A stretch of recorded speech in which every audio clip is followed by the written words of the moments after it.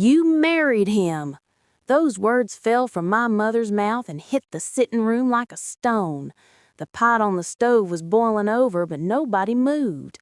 My aunt stood stiff, her face pale, her eyes shaking. I stood by the door, my heart beating fast, my hands cold. I did not know what they were talking about, but I knew something heavy had been opened. My mother said it again, slower this time. "You married him."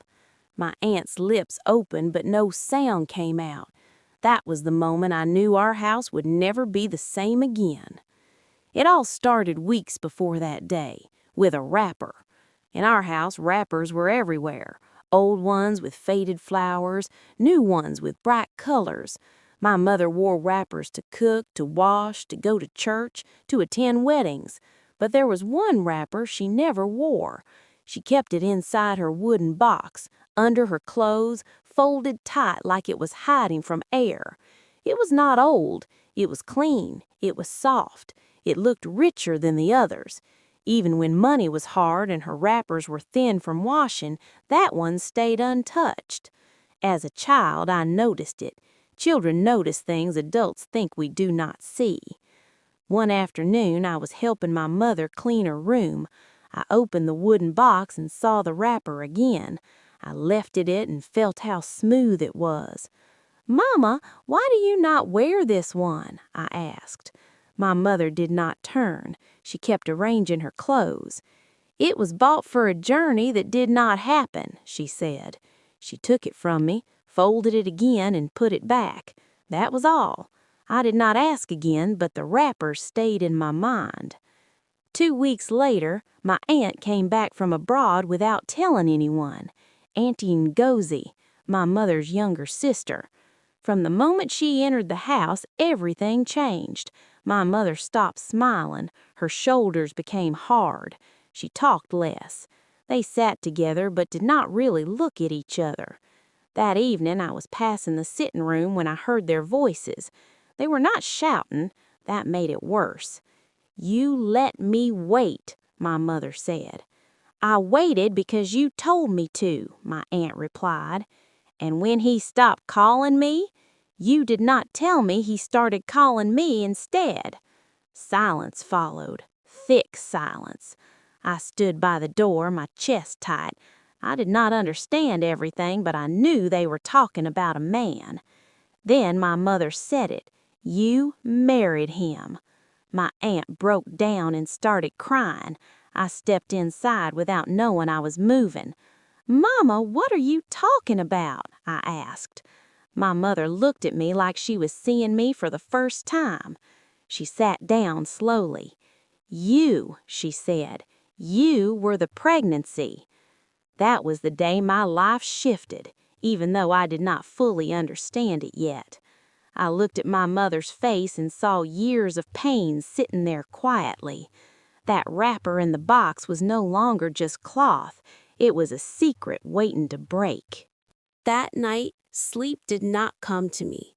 I lay on my mat listening to sounds I had heard all my life but never really noticed. The ticking clock, the fan shaking like it might fall, the small cough my mother always made before sleeping. Everything felt louder, like the house itself was awake and afraid. You were the pregnancy. Those words kept turning inside my head. I did not fully understand them, but I felt them. They entered my blood and refused to leave. In the morning, my mother did not wake me for school.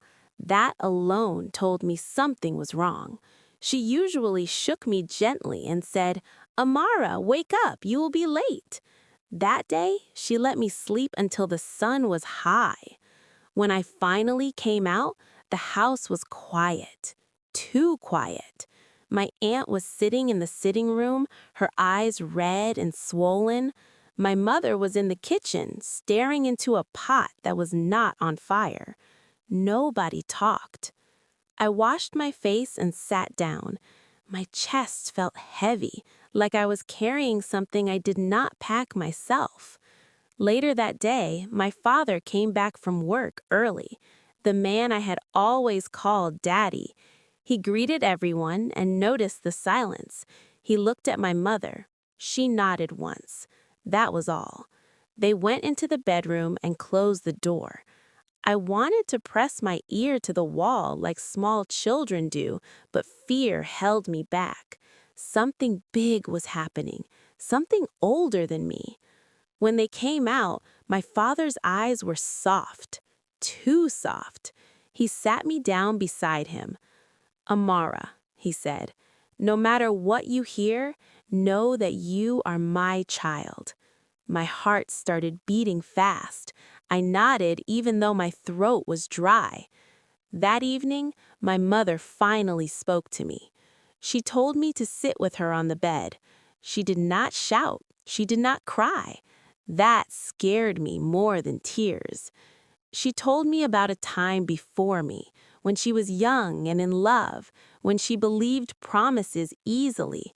A man had told her he would marry her and take her far away, abroad, a place I had only seen on TV. She told me she bought a wrapper for the journey. She folded it and kept it safe. She told me she waited. Then she told me she got pregnant. She waited more. Calls stopped, letters stopped, silence entered her life like a thief. What she did not know was that the man had not disappeared. He had moved closer. He entered my aunt's life.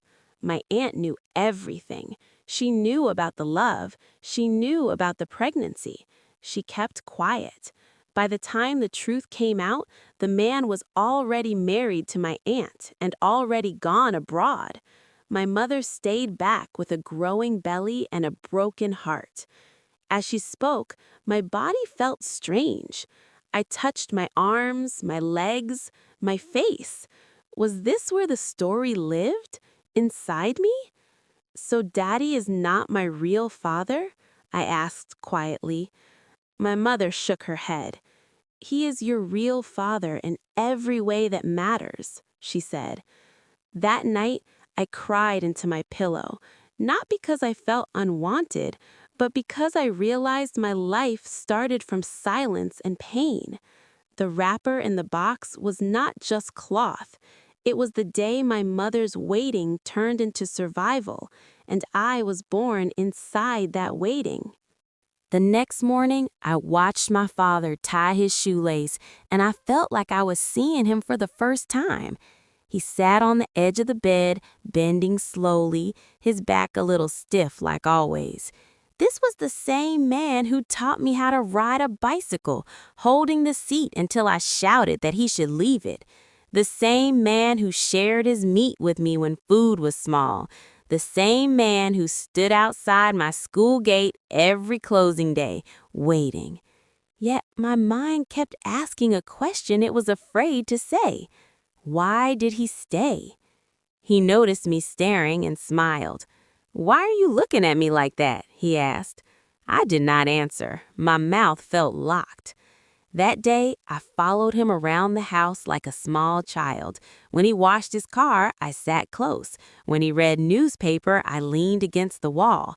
I was trying to see if there was any crack, any place where he would look at me and remember I was not his blood. I saw nothing. In the afternoon, my aunt packed her bags. Nobody helped her. Nobody stopped her. She cried quietly as she folded her clothes. I watched from the door. I felt anger, but also pity. She looked smaller than I remembered.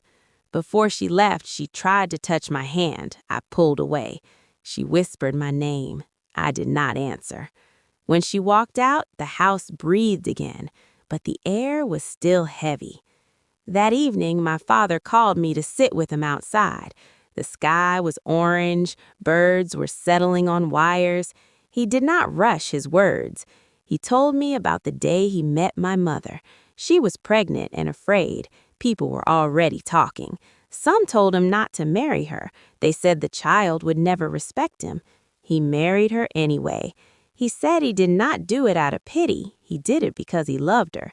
He said the moment I was born, something entered his chest and refused to leave. I did not give you my blood, he said, but I gave you my name and my life." My eyes burned. He told me blood does not make a father. Staying does. That night, I dreamt of a road splitting into two. One road was quiet and dusty.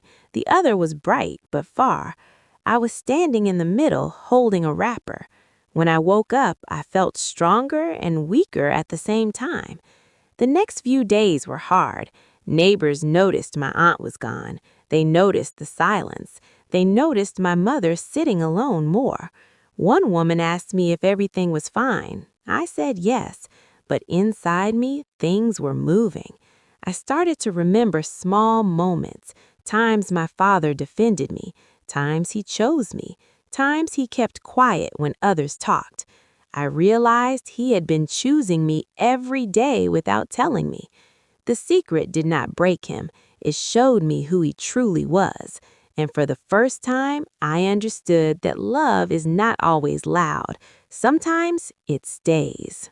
After my aunt left, the house became quieter, but my mother became heavier. Not in body, in spirit. She moved slowly, like every step was counting something old.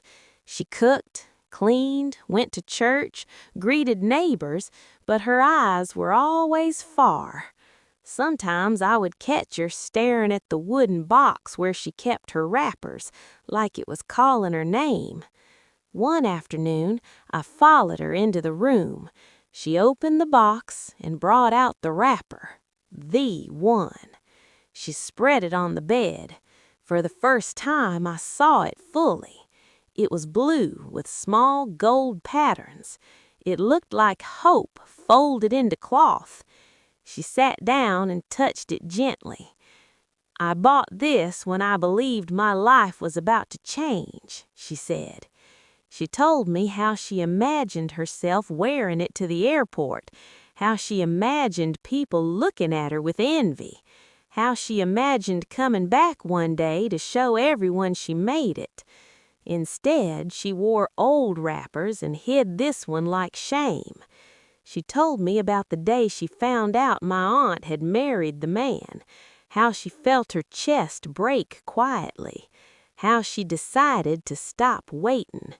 She said she chose silence because noise would destroy too many lives. She chose me. As she spoke, I felt anger rise in me. Not loud anger, the kind that sits in the stomach. "Why did you not fight?" I asked. She looked at me. "Because fighting would have made you a problem instead of a blessing," she said. That answer stayed with me. That night, my mother fell sick. She did not eat. She did not talk. My father stayed by her side, wiping her face with a wet cloth. I watched from the door and understood something new. My mother had been strong for too long. The silence she carried was now asking to be heard. The next morning, she surprised everyone. She bathed early. She combed her hair slowly. She brought out the wrapper. My heart started beating fast. She tied it around her waist with steady hands.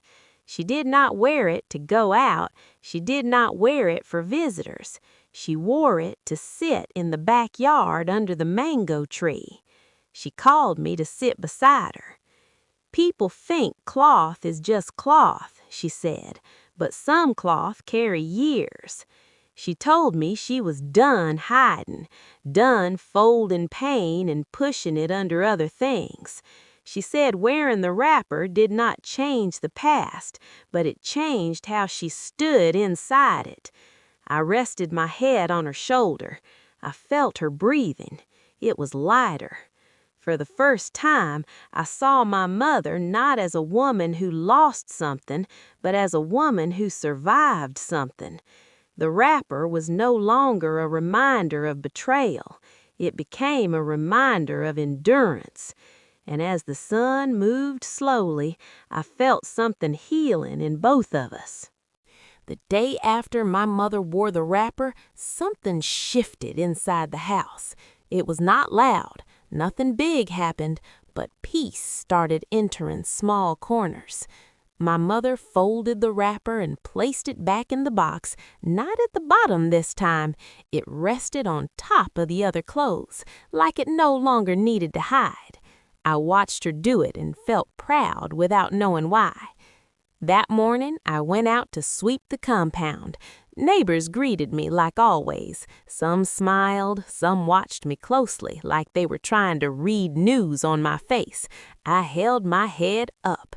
The secret was no longer eating me from inside. It had shape now. It had words. Later that day, my aunt called. My mother put the phone on speaker. Her voice sounded small from far away. She cried, she begged, she said sorry many times. My mother listened quietly. When she spoke, her voice was calm.